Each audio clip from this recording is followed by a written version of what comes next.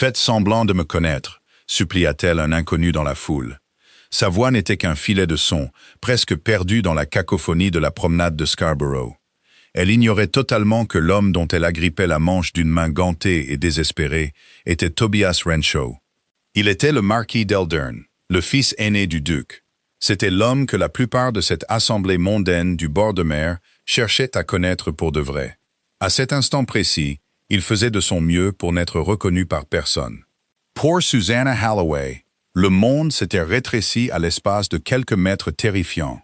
Derrière elle, quelque part dans la cohue des vacanciers prenant l'air marin, se trouvait M. Ephraim Dunn.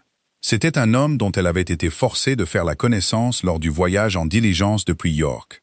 Un homme dont les attentions étaient passées de plaisanteries malvenues à quelque chose d'étouffant et de possessif. Et il la suivait. Elle pouvait sentir son regard comme un poids physique sur sa nuque. C'était une pression persistante et glaçante qui gâchait le goût salé de l'air et le soleil éclatant de la fin de l'été. La promenade était un fleuve de soie, de draps et de chapeaux. Il s'écoulait entre les élégantes pensions et l'étendue grise et scintillante de la mer du Nord. Des mouettes tournaient et criaient au-dessus de leurs têtes. Leurs appels résonnaient d'une solitude sauvage qui faisait écho au vide dans la poitrine de Susanna. Elle était la fille d'un pasteur, orpheline depuis moins de 6 mois. Sa robe noire, bien que soignée et bien entretenue, était une île sombre dans une mer de pastel. Elle était complètement seule, son petit héritage un réconfort qui diminuait rapidement. Tout son avenir dépendait de l'obtention du poste de gouvernante qui l'attendait dans 15 jours. C'était dans une maison de campagne à des kilomètres d'ici. Le moindre murmure de scandale, la moindre allusion à une inconvenance, et cet avenir s'évaporerait comme l'écume sur le sable. Monsieur Dunn représentait ce murmure. C'était un homme aisé, et il avait clairement fait savoir qu'il voyait sa situation de femme seule, non comme une tragédie à plaindre, mais comme une opportunité à saisir. Il avait le regard d'un collectionneur, et il avait décidé de l'ajouter à sa collection. La panique, froide et vive, l'avait poussé dans la partie la plus dense de la foule. Elle avait scruté les visages, suffisants, rieurs, insipides, ennuyés, et n'y avait vu aucune aide. Et puis elle l'a vu. Il se tenait légèrement à l'écart d'un groupe bruyant. Son expression était celle d'une endurance polie et tendue. Il était grand, avec une mâchoire forte et déterminée, et des cheveux sombres que le vent s'efforçait de décoiffer. Il y avait une quiétude en lui, un air de maîtrise de soi qui le faisait paraître plus solide que les gens qui bavardaient autour de lui. Pour ses yeux désespérés, il ressemblait à un rocher dans une mer agitée. Il ressemblait à la sécurité, sans se laisser une seconde pour réfléchir, pour être paralysé par les convenances. Elle avait comblé la distance entre eux. Son cœur martelait ses côtes, tel un oiseau affolé battant des ailes contre sa cage. Les mots étaient sortis d'un trait, une prière qu'elle ne savait pas qu'elle formulait. « Faites semblant de me connaître, s'il vous plaît, juste un instant. » Sa tête s'est tournée. Ses yeux, d'un gris étonnamment clair, croisèrent les siens. Ils étaient intelligents, évaluateurs, et pendant une fraction de seconde, agacés. Il se faisait accoster, mais son regard passa ensuite au-delà d'elle, par-dessus son épaule, et son expression changea. L'agacement se mua en autre chose, un éclair de reconnaissance, non pas d'elle, mais de la situation. Il vit le prédateur, et il vit la proie. Ses yeux revinrent sur son visage, observant la terreur authentique qui devait s'y lire. La pâleur de sa peau sous son simple chapeau noir. La manche de son manteau était en laine fine, impeccablement taillée. Ses doigts, vêtus de fins gants noirs, étaient une tache sombre sur le gris anthracite profond. Pendant un long moment, il ne dit rien.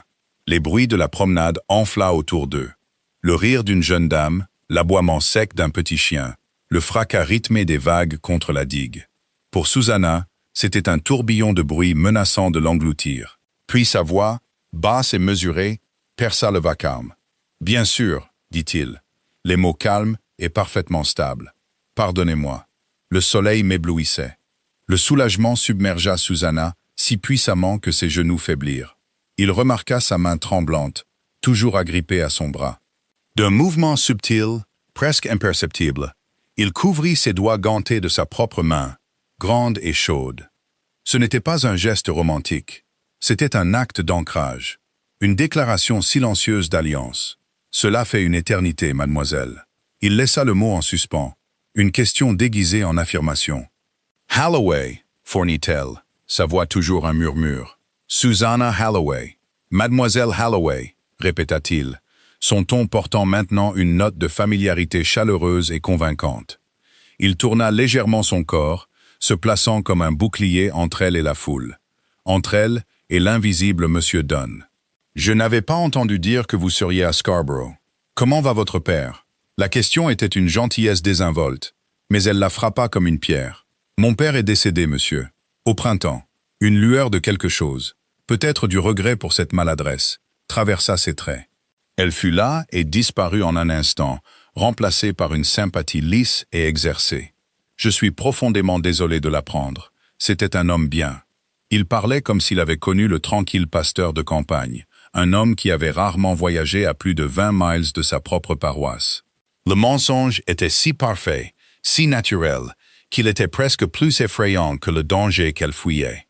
Qui était cet homme, capable de lui inventer une histoire à partir de rien? Il ne relâcha pas sa main.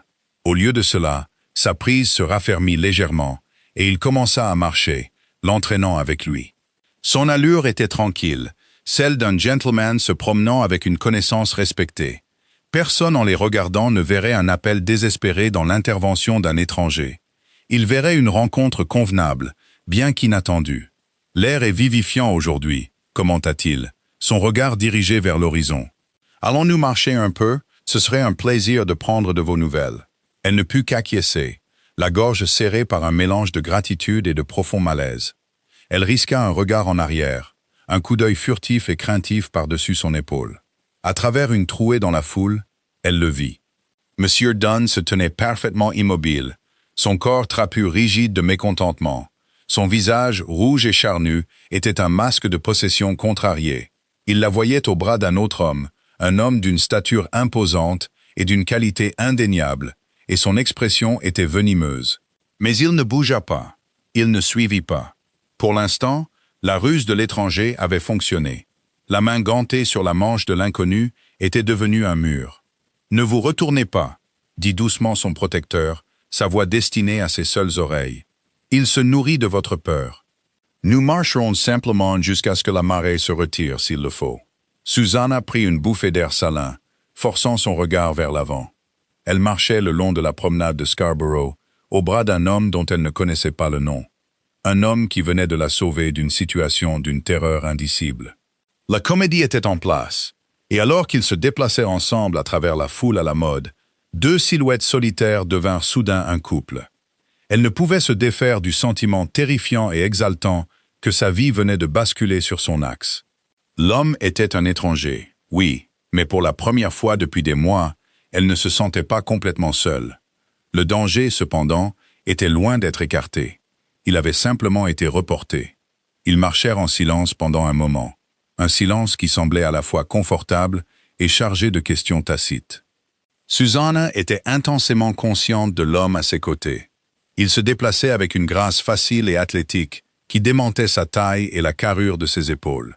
Il n'était pas beau à la manière classique et chérubine des jeunes dandys qui paradaient le long des allées. Mais son visage était captivant, tout en lignes fortes et en plans intelligents, avec une bouche qui semblait figée dans une ligne ferme de maîtrise de soi. Il avait, devina-t-elle, peut-être 8 ou 10 ans de plus qu'elle. C'était un homme, pas un garçon. « Il vous suit depuis un certain temps ?» demanda l'étranger, sa voix basse et dénuée de toute curiosité malsaine. C'était une simple question factuelle. « Depuis mon arrivée ce matin », avoua Susanna, les joues brûlantes d'humiliation. « Nous avons voyagé dans la même diligence.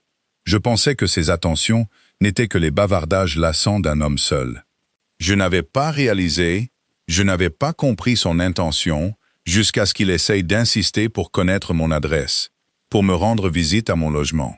Et vous êtes ici seule, mademoiselle Halloway. » La question était douce, mais elle touchait au cœur même de sa vulnérabilité. « Oui, monsieur. » Il était inutile de dissimuler.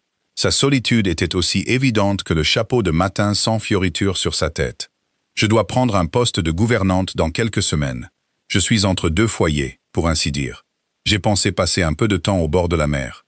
Mon père disait toujours qu'elle avait des propriétés réparatrices. Sa voix vacilla sur les derniers mots, et elle se détesta pour cette faiblesse. Il avait raison, dit simplement l'homme. Il n'offrit ni platitude ni pitié, une grâce pour laquelle elle lui était profondément reconnaissante. Au lieu de cela, il la guida vers une section légèrement moins fréquentée de la promenade, près des marches menant au sable. Alors nous devons nous assurer que votre visite réparatrice ne soit pas gâchée par la vermine. La franchise des mots lui arracha un petit rire larmoyant.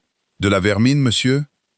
Les hommes qui s'en prennent aux femmes sans protection ne valent pas mieux que des rats dans un grenier, déclara-t-il, ses yeux gris froids et durs comme du granit, alors qu'il jetait un regard en arrière vers l'endroit d'où il venait. Ils sentent une faiblesse et s'empressent de l'exploiter pour leur propre satisfaction. Ils sont une pestilence.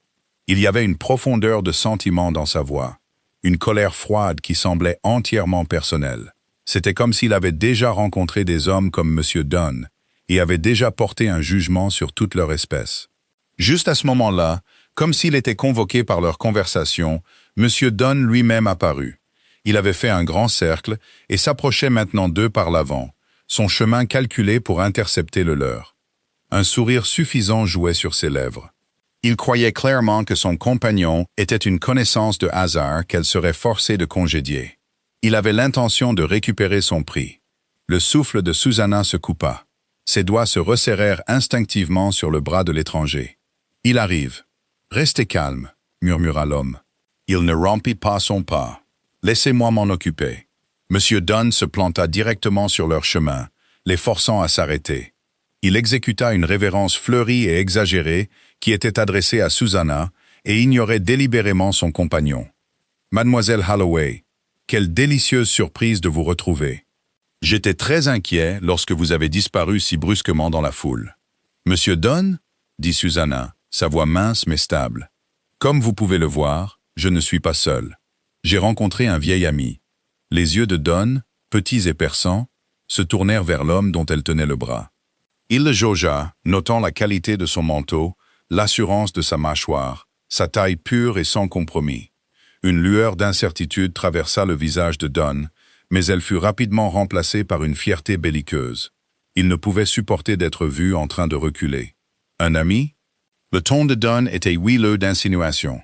« Vous n'avez pas mentionné que vous attendiez des amis à Scarborough. » Avant que Susanna ne puisse formuler une réponse, son protecteur parla. Sa voix n'était pas forte, mais elle avait une qualité de commandement qui perça l'air marin et fit tourner la tête d'un couple qui passait. « Mademoiselle Holloway n'est pas tenue de partager son emploi du temps avec les autres passagers de la diligence, » dit-il, son ton glacial. « Ce fut un plaisir de vous revoir, Mademoiselle Holloway, » ajouta-t-il, tournant légèrement l'épaule, un renvoi clair et délibéré de Dunn. « Peut-être me permettriez-vous de vous escorter jusqu'à votre logement. L'heure se fait tardive. » C'était une performance magistrale. Il avait renforcé leur lien, affirmé son droit d'être avec elle, et congédié son tourmenteur en une seule manœuvre élégamment formulée. Le visage de Dunn se marbra de colère. Il était publiquement snobé, et son ego ne pouvait le supporter. « Hola !» s'emporta-t-il, faisant un demi-pas en avant. Une orpheline sans le sou et sans protecteur devrait être reconnaissante de toute offre d'aide. Elle a besoin d'un homme pour veiller à ses intérêts. Les mots étaient une citation directe de ce qu'il lui avait dit plus tôt. Une menace déguisée en sollicitude. L'étranger devint très immobile. La chaleur de sa main sur la sienne disparut, mais il ne la retira pas. Toute la grâce nonchalante s'évanouit, remplacée par une tension contenue et dangereuse.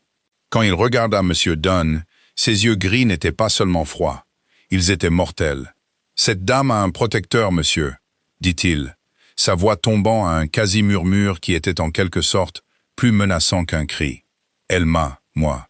Et vous allez maintenant vous retirer de notre présence avant de me donner une raison de m'offenser de votre présomption. Je ne le demanderai pas une seconde fois. » Il n'y avait aucune menace de violence physique dans ses paroles, mais l'implication était absolue. C'était la voix d'un homme habitué à être obéi sans question. Elle parlait d'un pouvoir tenu en réserve, d'une ligne qui avait été franchie avec des conséquences périlleuses. M. Dunn, malgré toute sa grandiloquence, était fondamentalement un lâche. Il reconnut un prédateur supérieur à lui-même. Il regarda le visage implacable de l'étranger, puis celui de Susanna, vit l'absence totale de bienvenue, et vacilla. Avec un bruit étranglé de fureur et d'humiliation, il tourna les talons et s'éloigna d'un pas rapide, bousculant une famille avec une nourrice et disparaissant dans la foule. Il était parti. La tension qui avait maintenu Suzanne à droite sembla se briser. Une vague de vertige la submergea et elle chancela sur ses pieds. Instantanément, le bras de l'étranger fut autour d'elle, pas seulement à son coude, mais soutenant fermement son dos. « Doucement maintenant », murmura-t-il, sa voix perdant son tranchant glacial et retrouvant son calme antérieur. « Il est parti. Vous êtes en sécurité. » Elle s'appuya contre lui une petite seconde, puisant de la force dans sa solidité.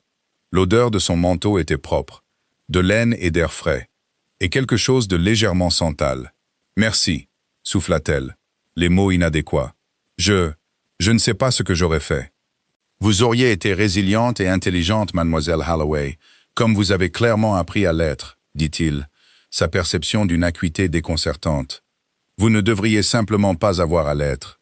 Il se dégagea doucement, bien que sa main restât une présence stabilisatrice sur son coude.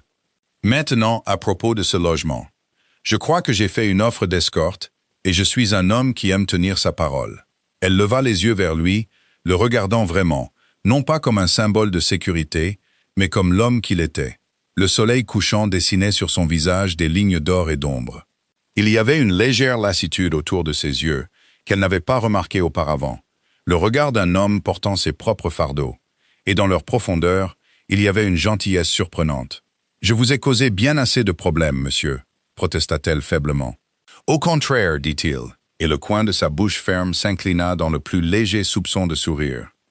Vous venez de rendre mon après-midi bien plus intéressant.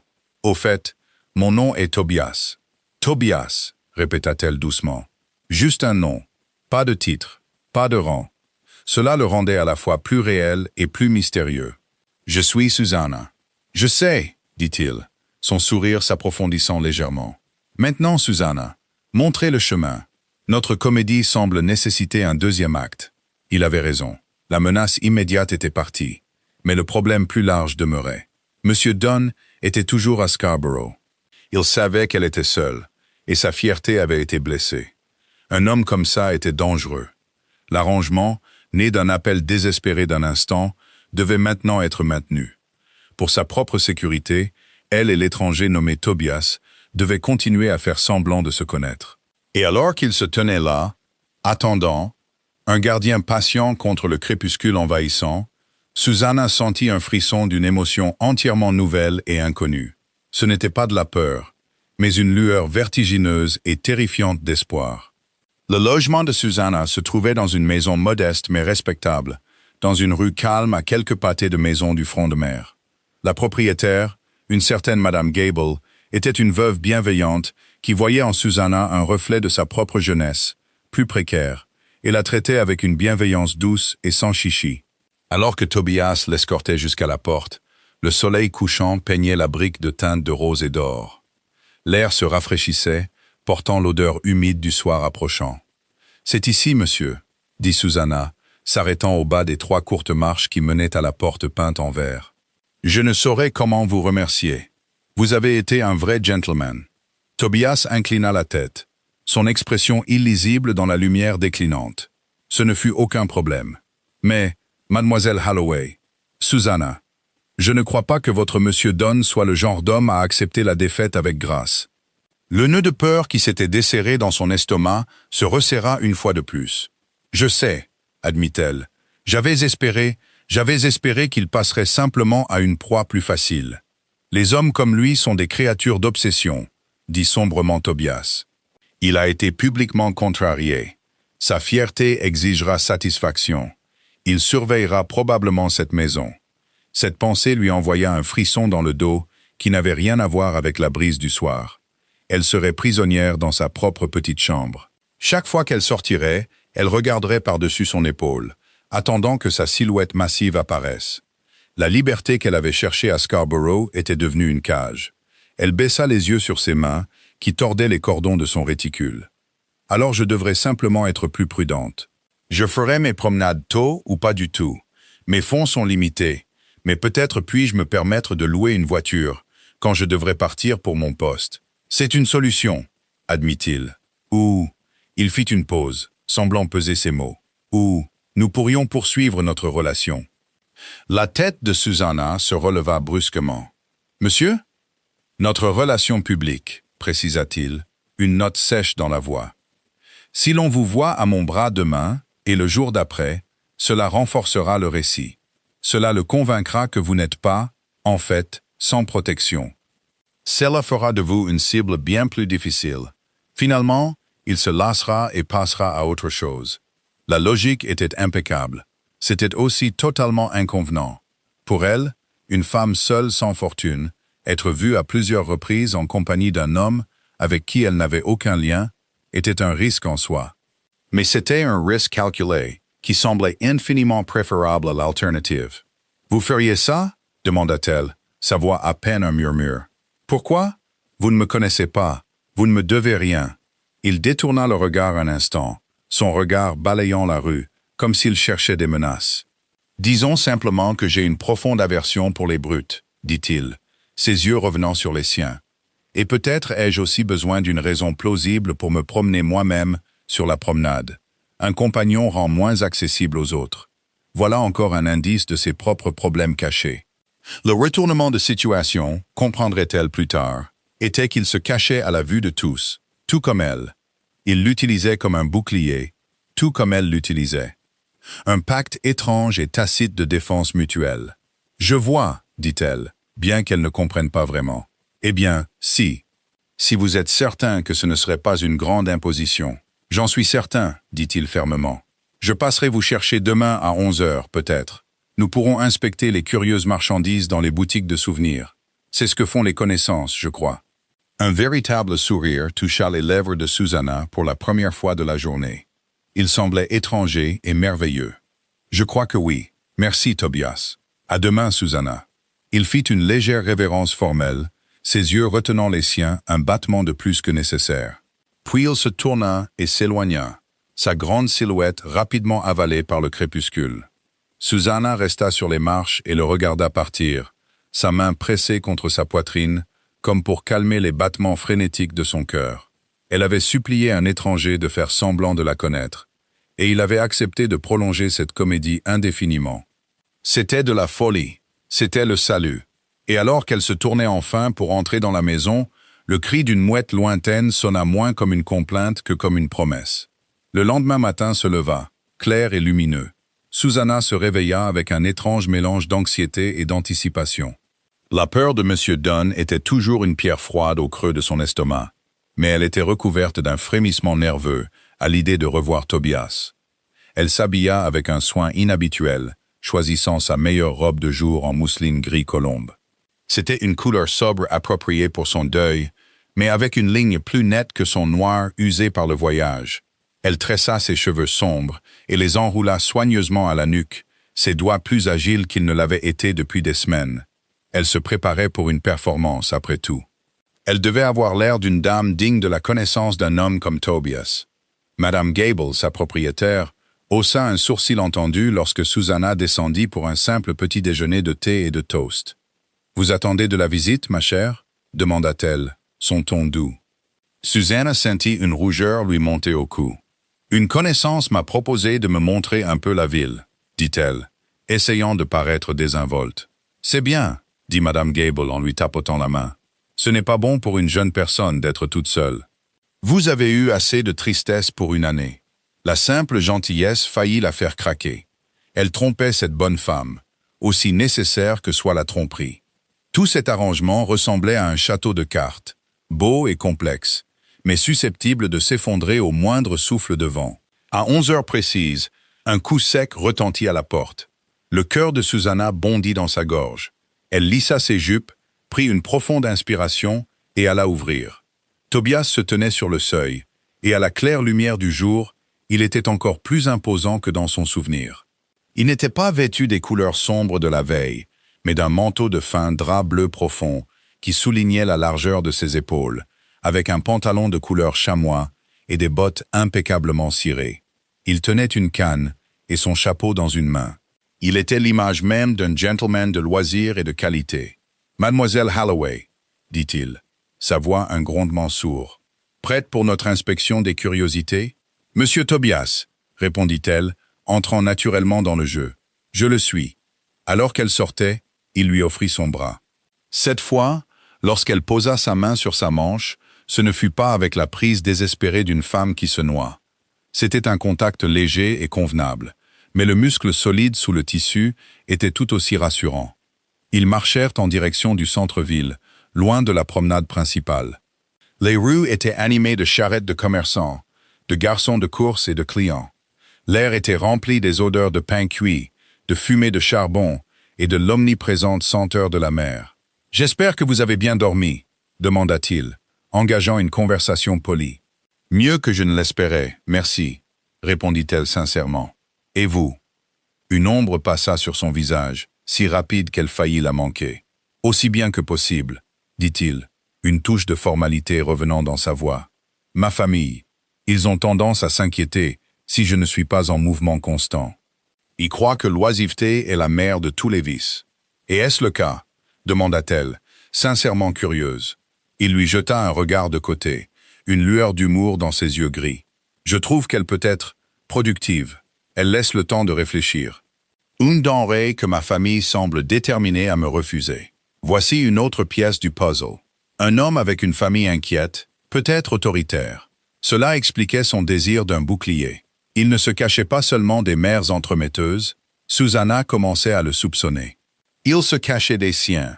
Leur premier arrêt fut une petite boutique remplie d'objets en jet local. La gemme noire était polie jusqu'à obtenir un grand éclat.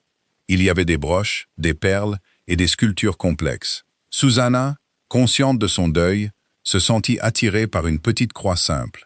Ce surface était lisse et fraîche au toucher. « C'est magnifique », murmura-t-elle, plus pour elle-même que pour lui. « Un souvenir de Scarborough », demanda-t-il, debout à côté d'elle.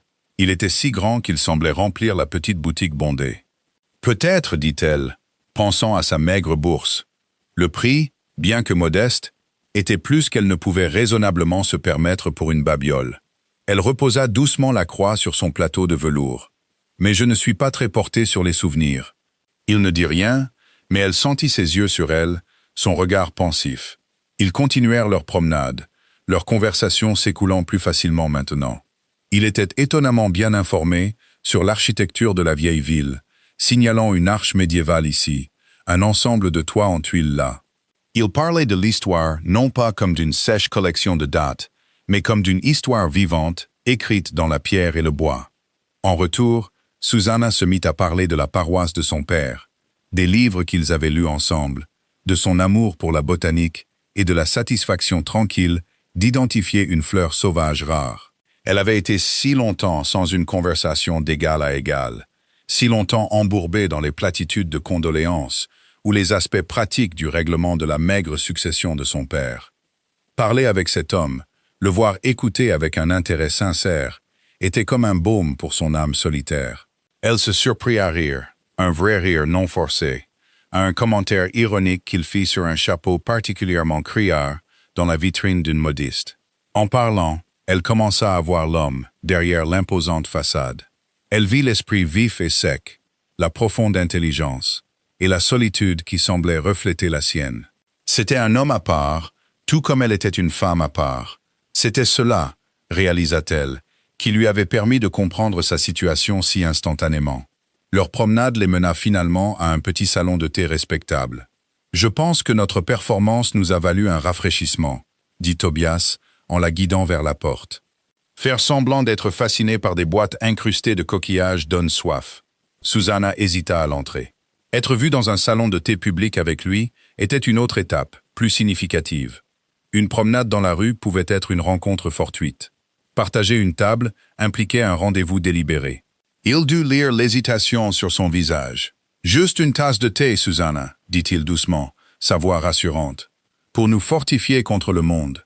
Et de cette table, » ajouta-t-il, en désignant une table près d'une fenêtre, « nous pouvons voir la rue. C'est un bon point de vue. » Un point de vue pour surveiller M. Dunn. Le rappel de la menace était dégrisant, mais c'était aussi la raison même de sa présence ici. Elle hocha la tête. Très bien. Le salon de thé était calme, avec seulement quelques autres clients. 2 sœurs âgées, un jeune officier écrivant une lettre. Ils s'assirent à une petite table, l'espace entre eux à la fois intime et intimidant. Une serveuse leur apporta une théière et une assiette de petits gâteaux. Alors que Tobias versait le thé, ses grandes mains étonnamment adroites, Susanna eut la plus étrange sensation de domesticité. C'était une illusion fugace et absurde, mais elle lui fit mal au cœur d'un désir qu'elle ne s'était pas permis de ressentir depuis des mois.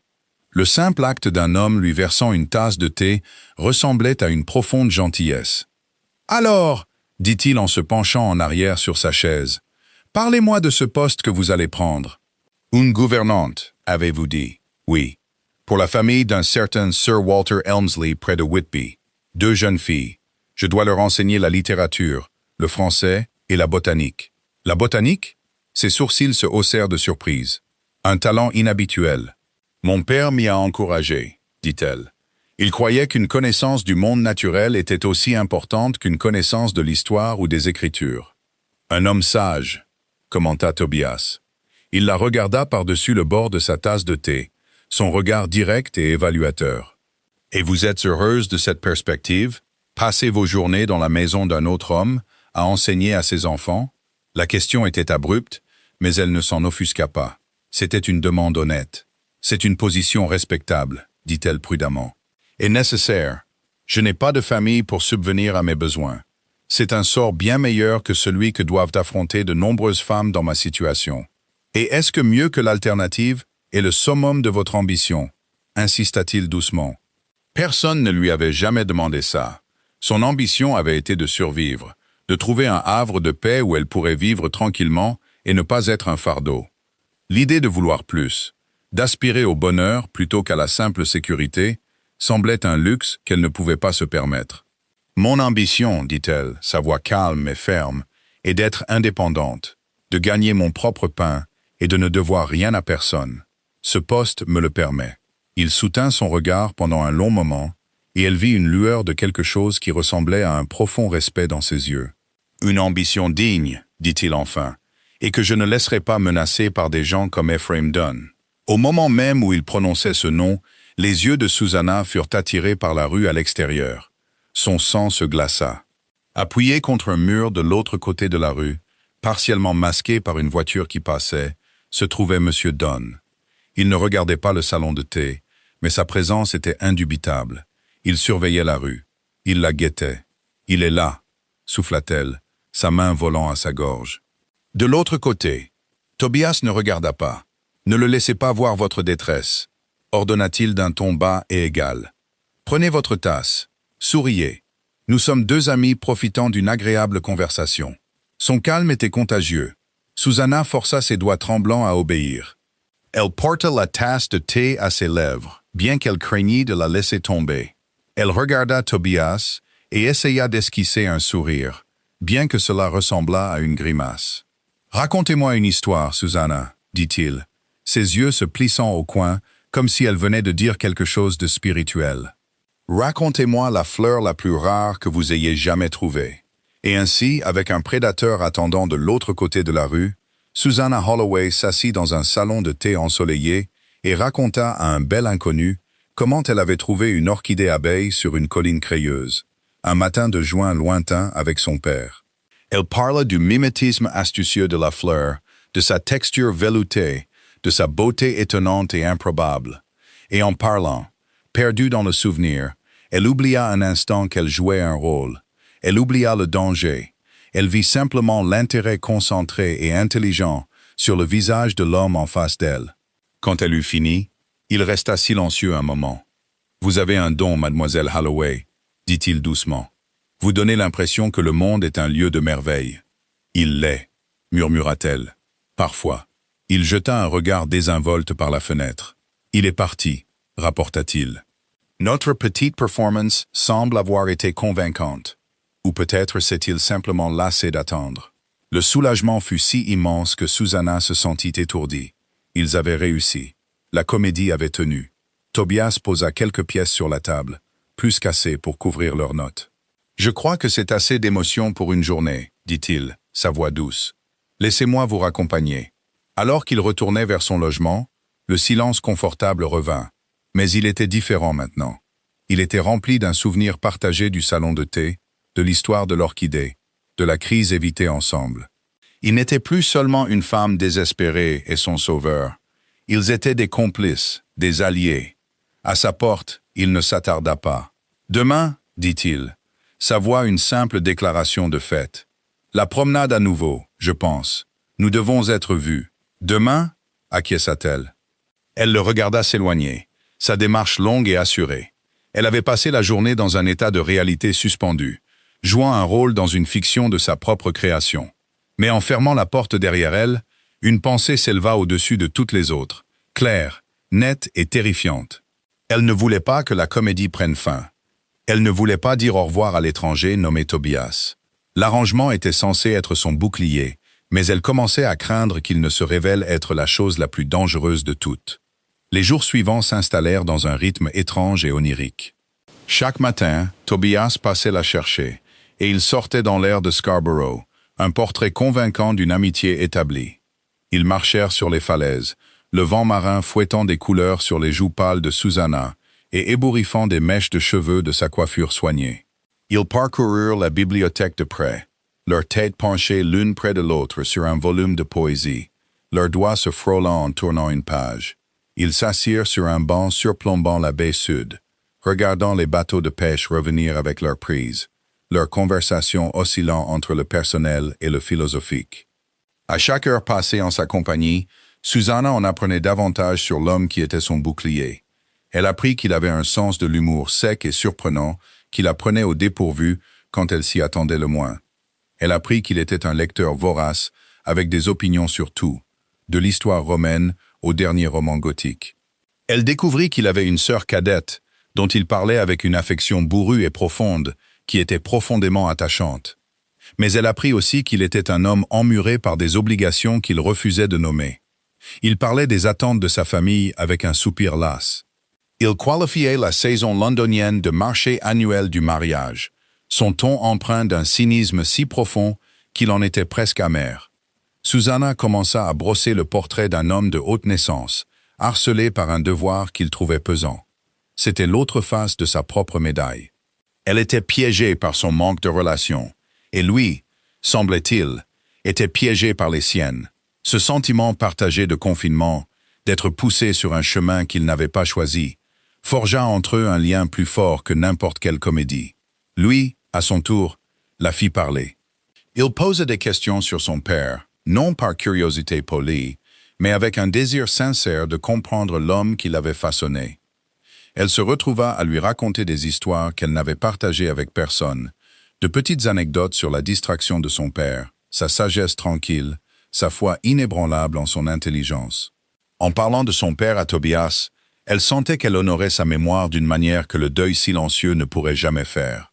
La menace de M. Dunn n'avait pas disparu. Ils le virent 2 fois de plus, toujours à distance.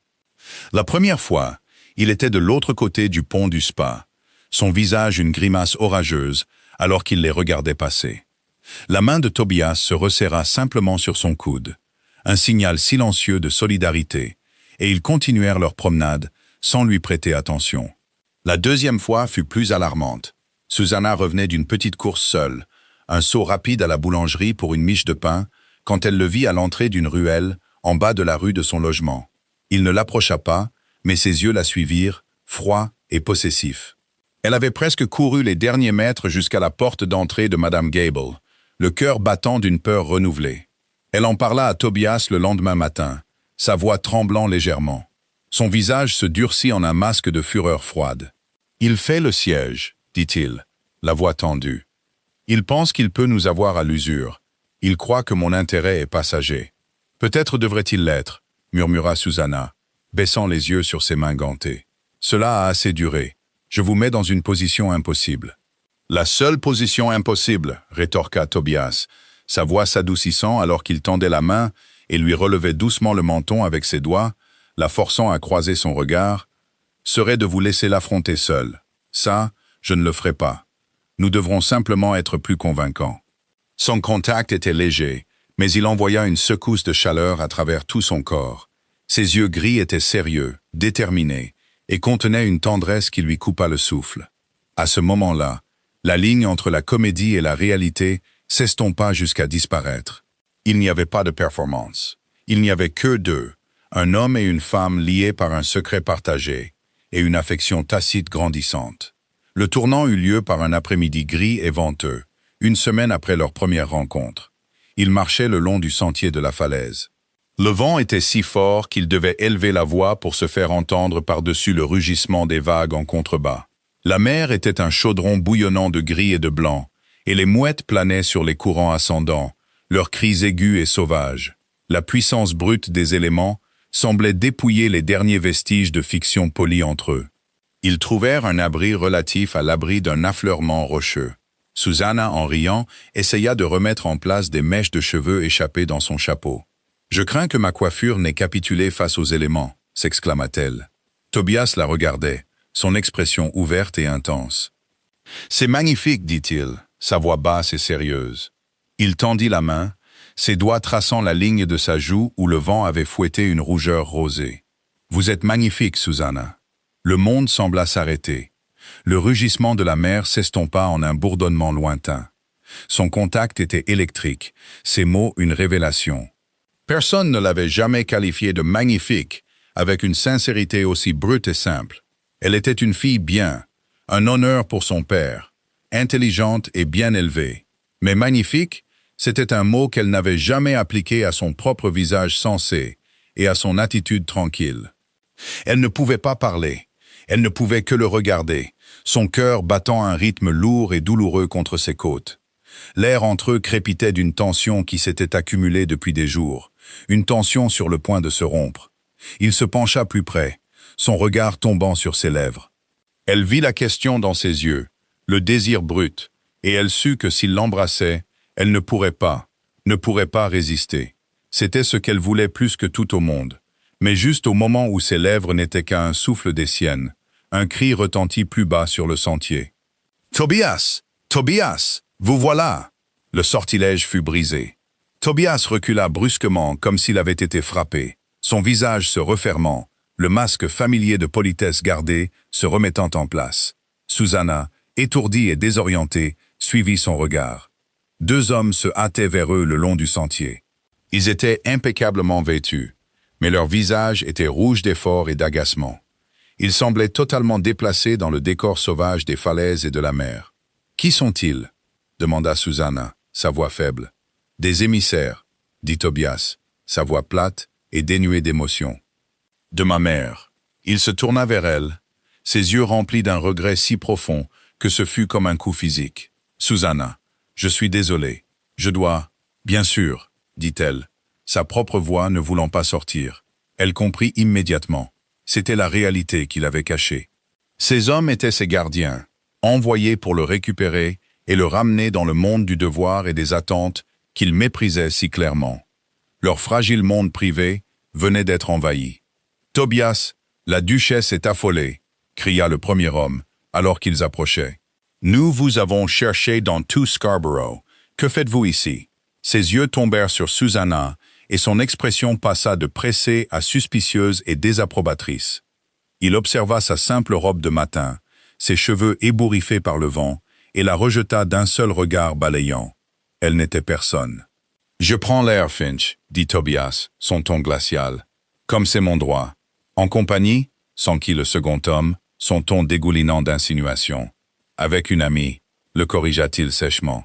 Il se tourna vers Susanna, et pendant un instant, le monde se rétrécit à nouveau à eux deux.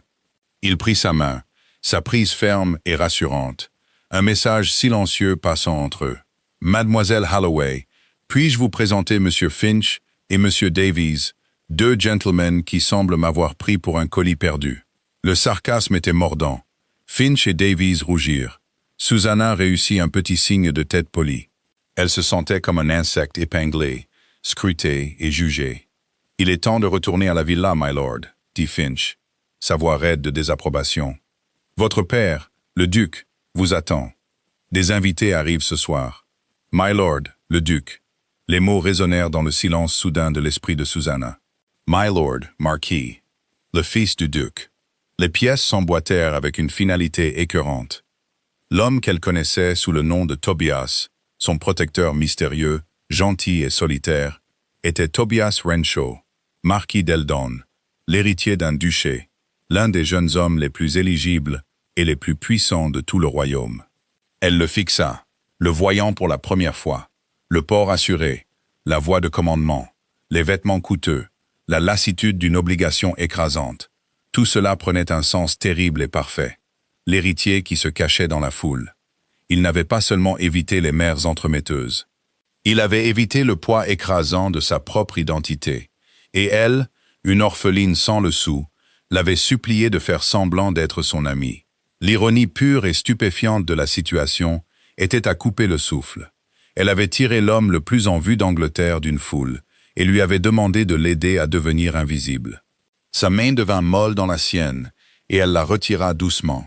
Le gouffre entre eux, qui avait semblé se combler, se révélait maintenant être un canyon vaste et infranchissable. Il était un marquis. Elle était une future gouvernante. Leur monde ne se croisait pas, ne pouvait pas se croiser. Leur fragile connexion n'était rien de plus qu'un fantasme, un rêve bref et impossible joué au bord d'une falaise.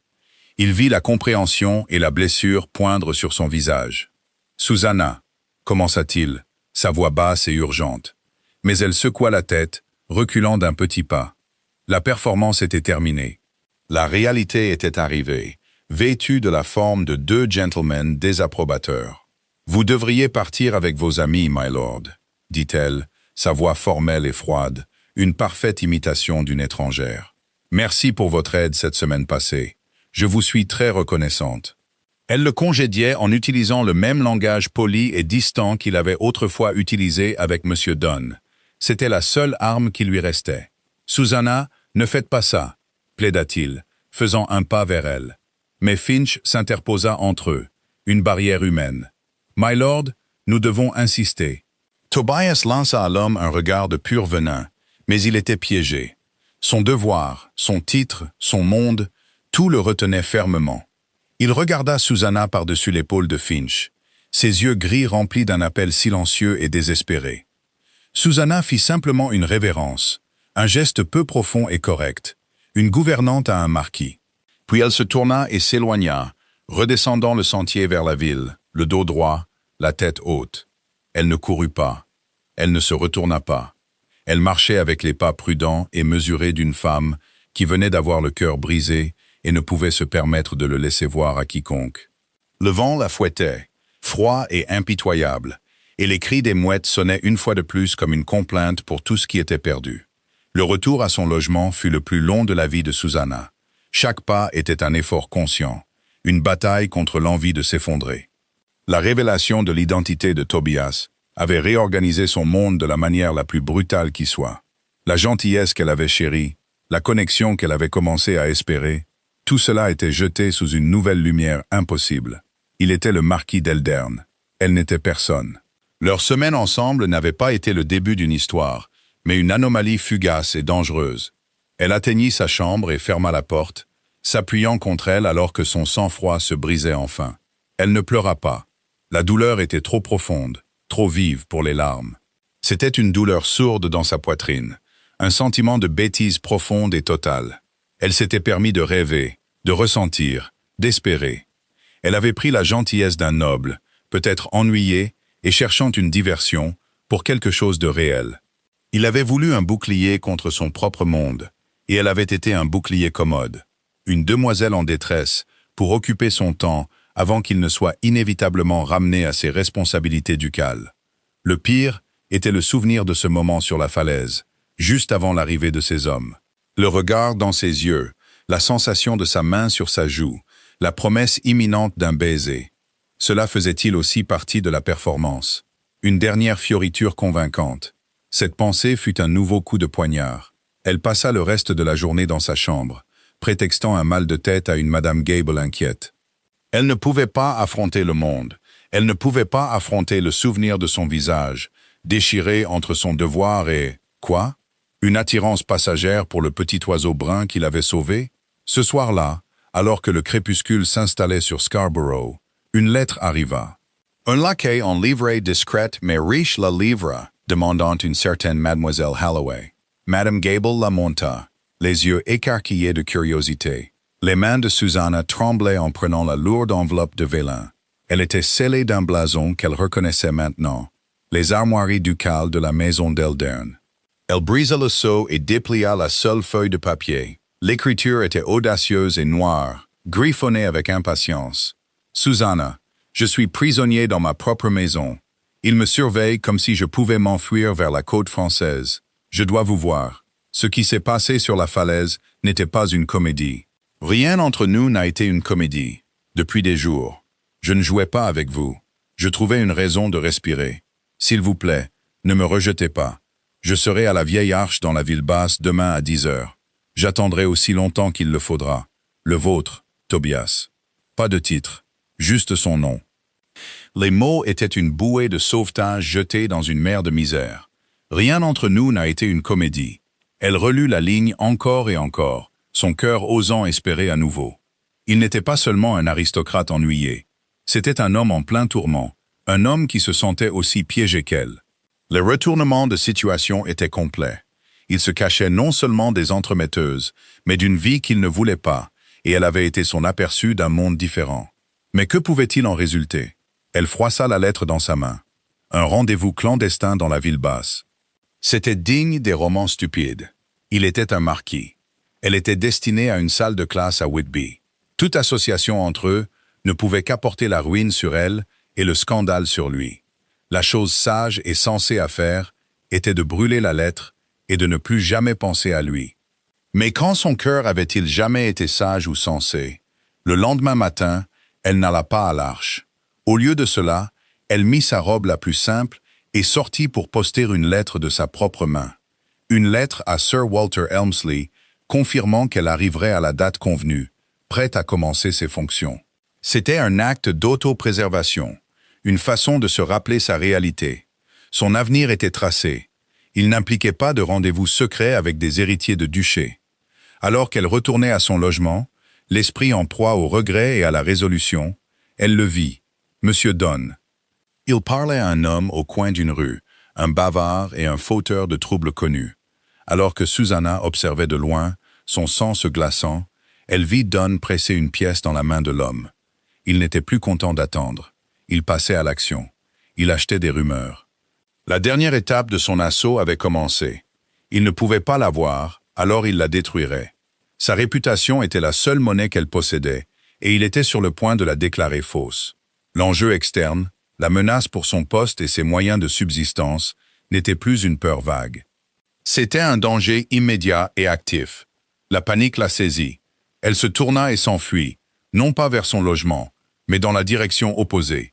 Elle courut sans réfléchir, son seul instinct étant de mettre de la distance entre elle et le poison que Donne répandait. Ses pieds la portèrent à travers les rues sinueuses, devant les boutiques qu'ils avaient parcourues, devant le salon de thé où il l'avait fait rire. Et puis elle se retrouva devant la vieille arche de pierre dans la ville basse. Et il était là. Tobias était appuyé contre les pierres anciennes, comme il l'avait promis. Il était vêtu simplement de vêtements sombres et discrets, mais il ne pouvait cacher la carrure aristocratique de ses épaules, ni l'énergie impatiente avec laquelle il scrutait la rue. Quand il la vit, son visage s'illumina d'un soulagement si profond que cela lui coupa le souffle.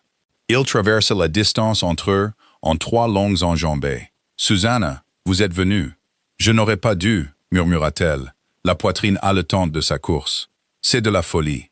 La seule folie est un monde qui dit que nous ne pouvons pas nous tenir ici et nous parler, » dit-il avec ferveur. Il prit ses mains, sa prise chaude et forte. « Qu'y a-t-il? Vous tremblez. Est-ce que quelqu'un... » « Donne, » haleta-t-elle. « Il paie des gens pour répandre des histoires sur moi. Je l'ai vu. Il va me ruiner avant même que j'arrive chez Sir Walter. Il dira qu'il y a un arrangement entre nous. » C'était l'escalade finale et dévastatrice du rival. Pas seulement une rumeur d'inconvenance, mais un mensonge spécifique et accablant. Une affirmation de faux fiançailles. Le visage de Tobias devint un nuage d'orage. Cet homme est une vipère. J'aurais dû le faire chasser de la ville le premier jour.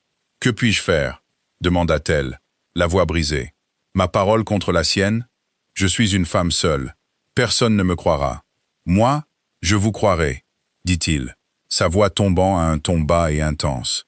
Et je les forcerai à vous croire.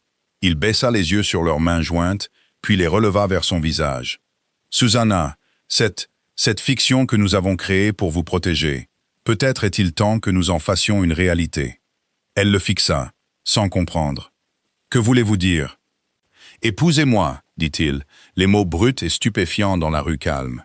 Épousez-moi, Susanna. Laissez-moi vous donner mon nom. Laissez-moi vous donner ma protection, non pas comme une comédie, mais pour toujours. Aucun homme n'oserait remettre en question la marquise d'Eldern. Les mensonges de Dunn se réduiraient en poussière. Le monde bascula sur son axe pour la deuxième fois en autant de jours. Il lui offrait tout, la sécurité, la sûreté, un nom qui était une forteresse. C'était une solution à tous ses problèmes, une évasion parfaite et impossible. Mais elle en vit immédiatement la faille. « Comme un arrangement commercial ?» demanda-t-elle, le cœur douloureux. « Un moyen pratique de résoudre mon problème et peut-être de mettre fin aux efforts de votre famille pour vous marier. »« Non, dit-il, sa prise sur ses mains se resserrant. Pas comme un arrangement commercial. Comme un homme qui a passé la semaine dernière à tomber amoureux d'une femme d'un courage, d'une intelligence et d'une grâce extraordinaires. Comme un homme qui était perdu dans une foule et trouvé par la seule personne qui l'a vu, lui et non son titre. Je me cachais, Susanna, tout autant que vous. Je me cachais d'une vie qui ressemblait à une cage dorée. Avec vous, je me sentais réel. Je me sentais moi-même. Il l'aimait.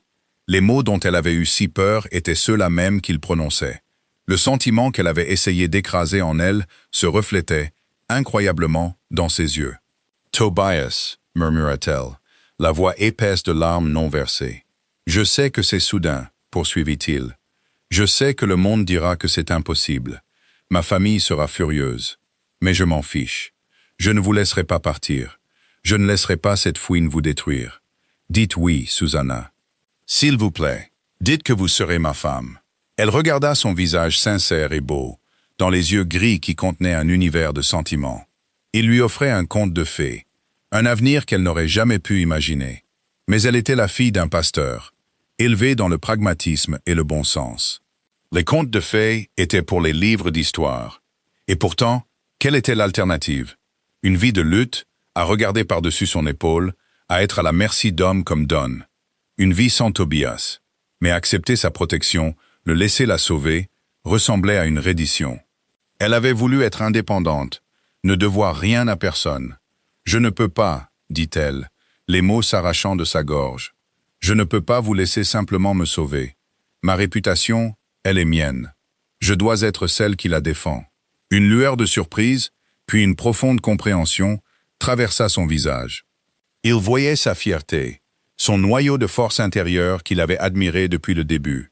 Il voyait la femme qui ne serait pas une victime passive. « Alors défendez-la, » dit-il, sa voix douce mais ferme. « Et je serai à vos côtés. Nous l'affronterons ensemble. Mais après que vous aurez lavé votre nom par votre propre force et vos propres mots, considérerez-vous alors ma proposition, non pas comme un sauvetage, mais comme un partenariat. » C'était son libre arbitre. Il ne la dominait pas. Il lui donnait le pouvoir. Il proposait d'être son second, pas son champion. Susanna le regarda. L'homme qui avait été un étranger, un protecteur, un marquis, et maintenant simplement Tobias, son Tobias. Et elle connut sa réponse. « Oui, » murmura-t-elle, « je défendrai mon nom. Et puis oui, Tobias, 1000 fois oui. » Un lent et brillant sourire se répandit sur son visage. Un sourire de joie pure et sans mélange qui transforma ses traits sérieux. Il relâcha ses mains et lui prit doucement le visage, ses pouces caressant ses joues. « Alors préparons-nous pour la bataille, » murmura-t-il. Et puis, enfin, à l'ombre de la vieille arche de pierre, il baissa la tête et l'embrassa. Ce n'était pas un baiser de fiction polie ou d'espoir désespéré. C'était un baiser de certitude, de promesse, de deux mondes qui se heurtaient et en créaient un nouveau juste pour eux. C'était le goût du sel et des larmes, et le début impossible, et à couper le souffle du reste de sa vie. Le plan qu'ils conçurent était simple, audacieux, et centré sur le propre courage de Susanna. Elle ne se cacherait pas, elle ne permettrait pas au poison de Dunn de s'infecter dans les coins sombres des ragots.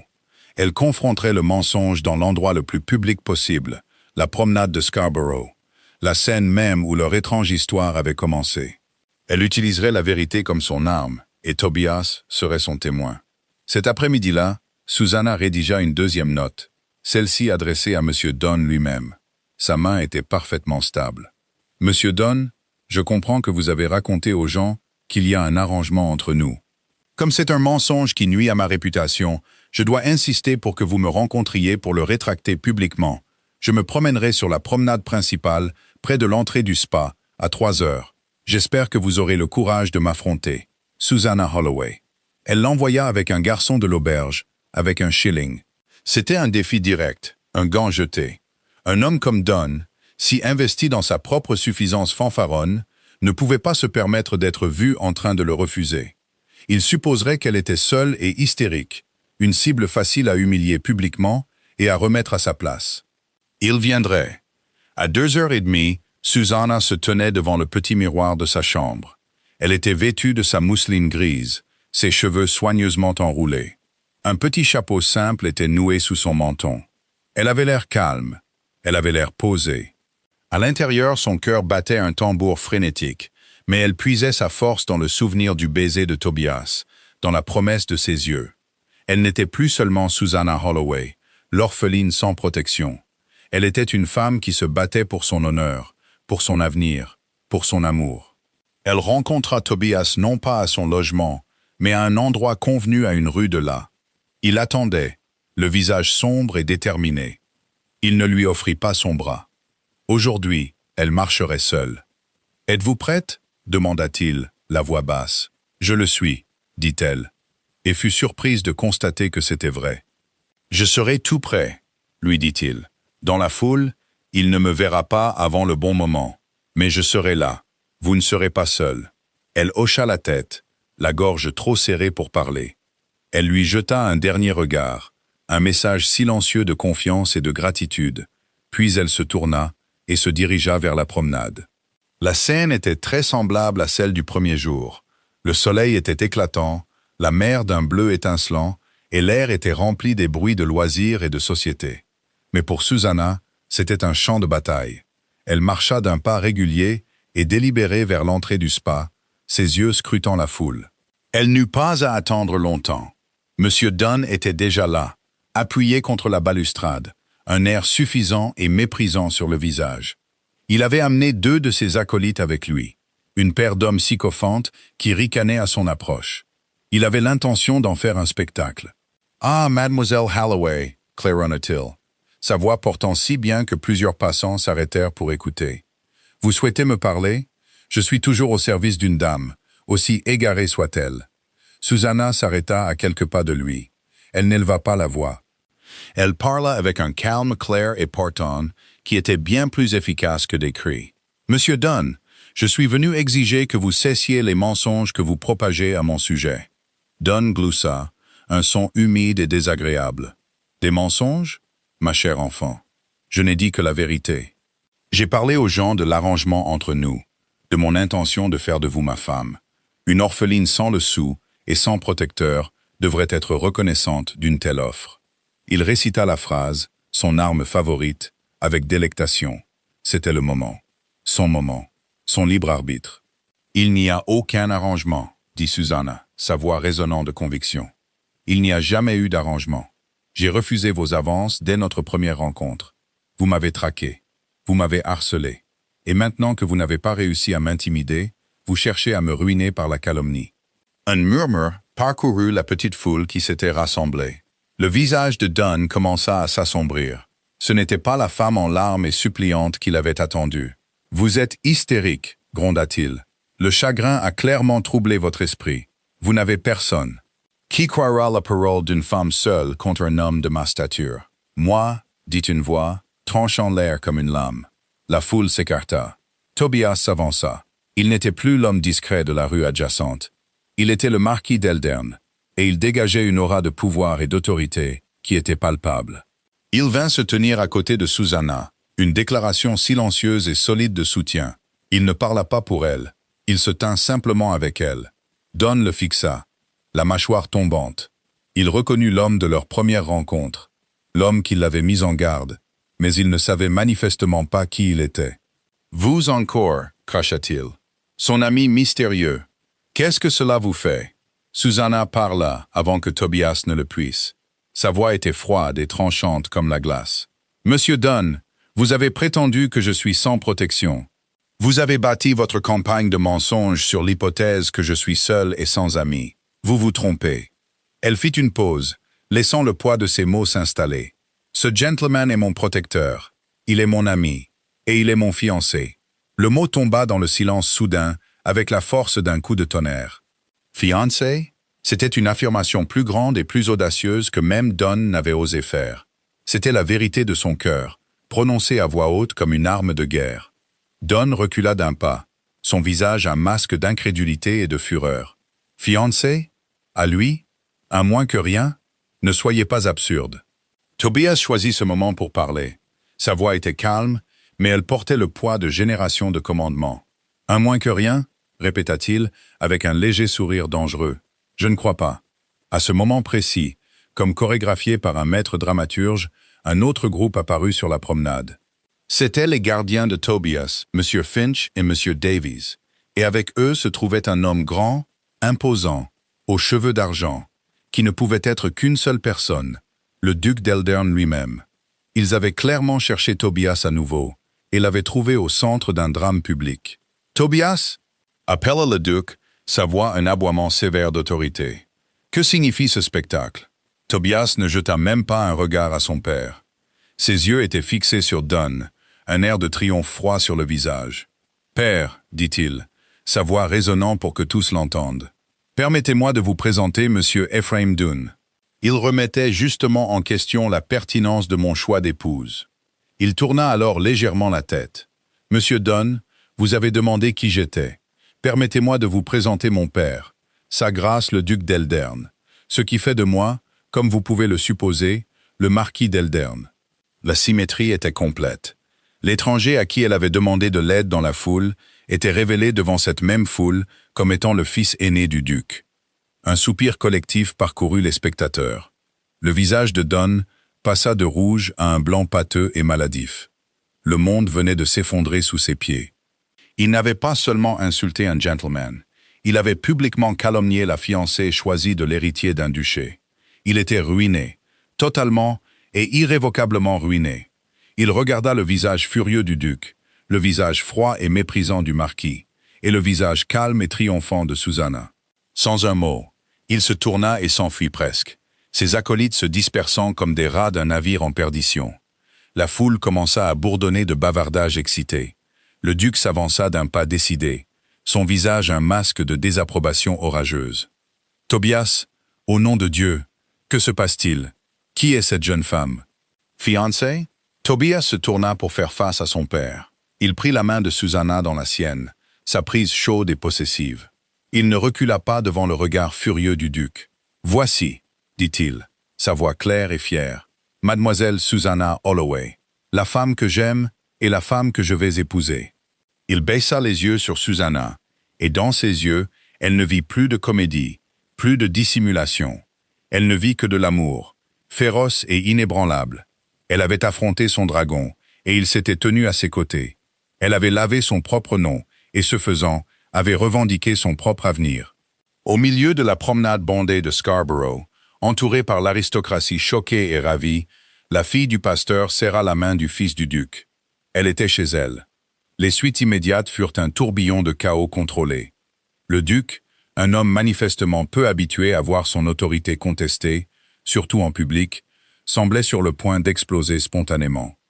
Il ouvrit la bouche pour prononcer ce qui aurait sans doute été un décret tonitruant, mais Tobias le coupa avec un regard d'une résolution si calme et inébranlable que même sa grâce fut momentanément réduite au silence. « Pas ici, père !» dit Tobias, sa voix basse mais ferme. Il se tourna vers Susanna, son expression s'adoucissant, la protégeant du regard ducal. « Ma famille a une villa sur les falaises. Nous parlerons là-bas. » À son père, il ajouta « Mademoiselle Holloway sera traitée avec le plus grand respect. Elle est ma fiancée et votre future belle-fille. » Ce n'est pas un sujet de négociation.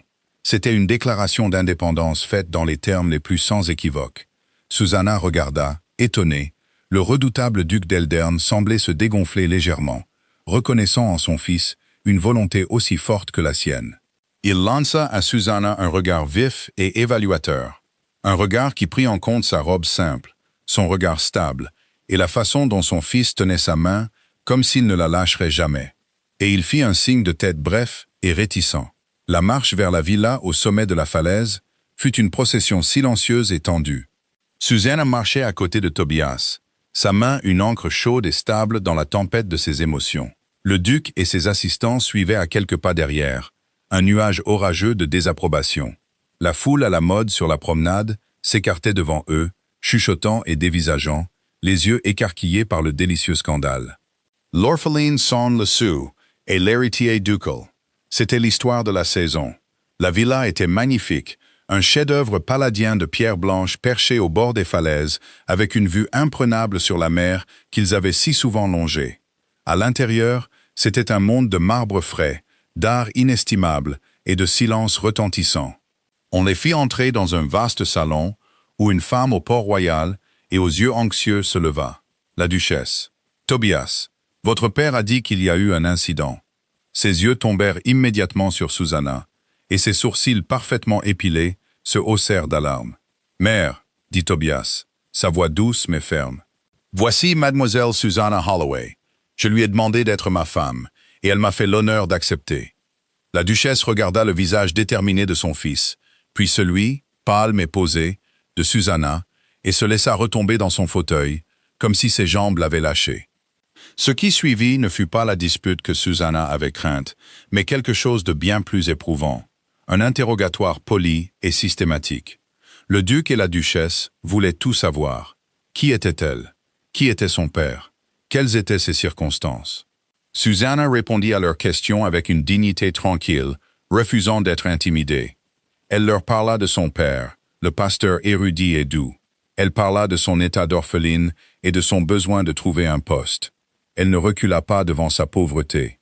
C'était un fait de sa vie, pas une source de honte. Tobias resta à ses côtés, n'intervenant que lorsqu'il sentait que ses parents dépassaient les bornes. Il expliqua en termes brefs et directs comment il avait rencontré Susanna, comment il avait été témoin du harcèlement de Don, et comment il en était venu à admirer son courage et son caractère. Il omit les détails les plus intimes, le quasi-baiser sur la falaise, la rencontre secrète près de l'arche, mais la profondeur de ses sentiments était indubitable. « C'est un engouement, Tobias, » dit la duchesse, sa voix suppliante. « Une fantaisie passagère pour une demoiselle en détresse. Vous ne pouvez pas jeter votre avenir, votre devoir, pour ce caprice. »« Ce n'est pas un caprice, » dit Tobias, sa voix résonnant d'une certitude absolue. « Toute ma vie, j'ai fait ce qu'on attendait de moi.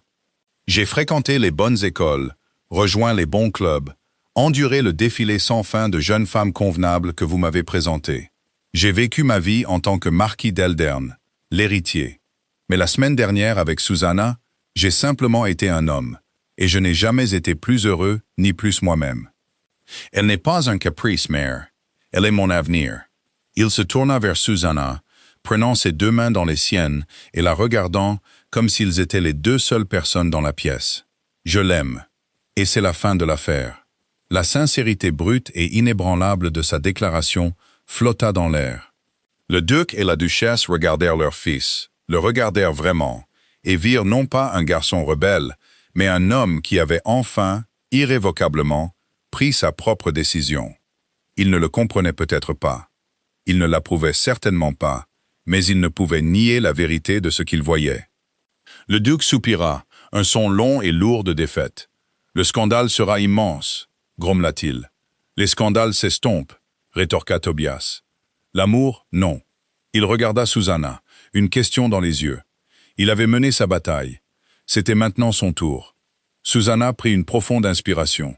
« Votre grâce, dit-elle, s'adressant directement au duc, sa voix claire et stable. Je sais que je ne suis pas la fiancée que vous auriez choisie pour votre fils. Je n'ai pas de dot, pas de titre, pas de grande relation. Je n'ai rien à lui offrir que mon cœur, mon respect et ma dévotion inébranlable. Je ne l'ai pas cherché, je ne l'ai pas piégé. Je suis tombée amoureuse d'un étranger bienveillant qui m'a offert sa protection quand j'en avais désespérément besoin. Je ne savais pas qu'il était un marquis, et si je l'avais su, j'aurais eu trop peur pour même lui parler. Elle fit une pause, puis ajouta « J'aime votre fils, l'homme qu'il est, pas le titre qu'il détient. Si vous croyez que cela me rend indigne de lui, alors il n'y a rien de plus que je puisse dire, mais je ne m'excuserai pas de l'aimer. » Il y eut un long et profond silence dans la grande pièce. La duchesse tamponna ses yeux avec un mouchoir en dentelle. Le duc fixa la cheminée vide, la mâchoire serrée. C'était un homme fier, un homme de tradition et de lignée. Mais il était aussi un père, et il pouvait voir la vérité sans phare dans les yeux de la jeune femme. Finalement, il regarda Tobias. « Tu es certain de cela? »« Plus certain que je ne l'ai jamais été de quoi que ce soit dans ma vie, » répondit Tobias. Le duc hocha lentement la tête. Il regarda à nouveau Susanna. Et cette fois, son regard n'était pas hostile, mais las et évaluateur. « Vous avez du courage, mademoiselle Holloway, » concéda-t-il. « Et vous avez du caractère. Mon fils, semble-t-il, a hérité du goût malheureux de son père pour les femmes de caractère. » Il jeta un coup d'œil à sa femme, qui esquissa un sourire larmoyant et exaspéré. « Très bien, » dit le duc, comme s'il concluait une affaire désagréable. « Les fiançailles seront annoncées. Nous affronterons la tempête, mais vous avez intérêt à rendre mon fils heureux. Jeune fille, ou vous aurez affaire à moi. » Ce n'était pas un accueil chaleureux, mais c'était une acceptation. C'était une victoire. Les mains de Tobias se resserrèrent sur les siennes, et un lent sourire se répandit sur son visage. « Elle le fait déjà, père, » dit-il doucement. « Elle le fait déjà. » Plus tard dans la soirée, après que le duc et la duchesse se furent retirés pour panser leurs blessures et commencer la planification stratégique d'un mariage qui stupéfierait le tout Londres, Tobias conduisit Susanna sur la terrasse en pierre. La lune était haute, jetant un chemin d'argent sur la mer sombre et chuchotante. L'air était frais et pur. « Est-ce que ça va ?» demanda-t-il, la tournant pour lui faire face, ses mains douces sur ses bras. « J'ai l'impression d'avoir vécu toute une vie en une seule journée, » avoua-t-elle, appuyant sa tête contre sa poitrine. Elle pouvait sentir le battement régulier de son cœur sous son oreille. « Je suis terrifiée, épuisée et plus heureuse que je n'aurais jamais cru possible. Je pensais ce que j'ai dit là-dedans, » murmura-t-il dans ses cheveux. « Tu es mon avenir, Susanna. Mon seul avenir. » Elle leva les yeux vers lui, son visage illuminé par le clair de lune. « Et tu es le mien.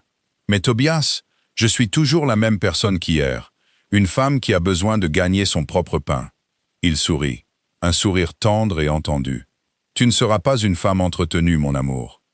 Tu seras ma partenaire. Tu m'aideras à gérer mes domaines. Ta connaissance de la botanique sera inestimable. Tu m'aideras à élever nos enfants. Ta sagesse et ton courage seront leurs guides. Tu seras la marquise d'Eldon, oui, mais tu seras toujours Susanna, ma Susanna. Tu ne seras jamais redevable. Nous serons redevables l'un à l'autre. » Il l'avait vu, vraiment vu, depuis le tout début. Il avait vu sa force, sa fierté, son intelligence. Il n'était pas tombé amoureux d'une demoiselle en détresse. Il était tombé amoureux de la femme qui avait refusé d'en être une. « Faites semblant de me connaître, » murmura-t-elle, les mots qui avaient tout commencé. « Je te connais, » répondit-il, la voix épaisse d'émotion. « Mieux que je ne me connais moi-même. » Il baissa la tête et l'embrassa, un long et lent baiser sous le vaste ciel étoilé. Les cris des mouettes étaient silencieux maintenant, et le seul son était le soupir rythmé des vagues sur le rivage en contrebas, un son qui n'était plus solitaire, mais une promesse paisible et constante de la vie qui les attendait. La comédie était terminée, la vérité venait de commencer. 2 ans plus tard, le soleil de fin d'été inondait le salon du matin de la villa au sommet de la falaise, la même grande pièce où Susanna avait autrefois affronté un duc. Maintenant, c'était sa pièce, remplie de ses livres, de ses dessins botaniques et du parfum des roses du jardin. Elle était assise sur un canapé, un livre ouvert sur ses genoux, bien qu'elle ne lise pas. Son regard était fixé sur les 2 silhouettes sur la pelouse à l'extérieur. Tobias était accroupi, le dos tourné vers elle, montrant quelque chose dans l'herbe à un petit garçon aux cheveux sombres d'un peu plus d'1 an, leur fils, Arthur.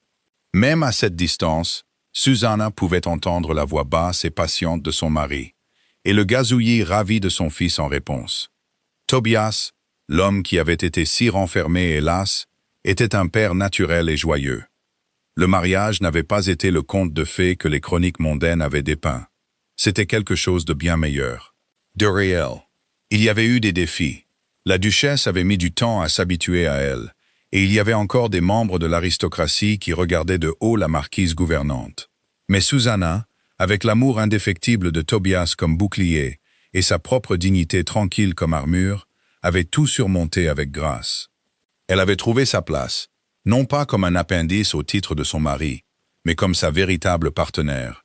Ses connaissances avaient transformé les jardins négligés de leur domaine de campagne, et sa sagesse tranquille était déjà un baume pour la relation souvent tendue entre Tobias et son père.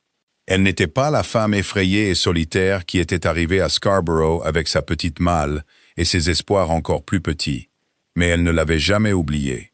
Cette femme faisait partie d'elle, un rappel de la fragilité de la vie et des tournants incroyables et inattendus qu'elle pouvait prendre. Tobias leva les yeux à ce moment-là, comme s'il pouvait la sentir le regarder. Il sourit, un large sourire facile qui faisait encore bondir son cœur.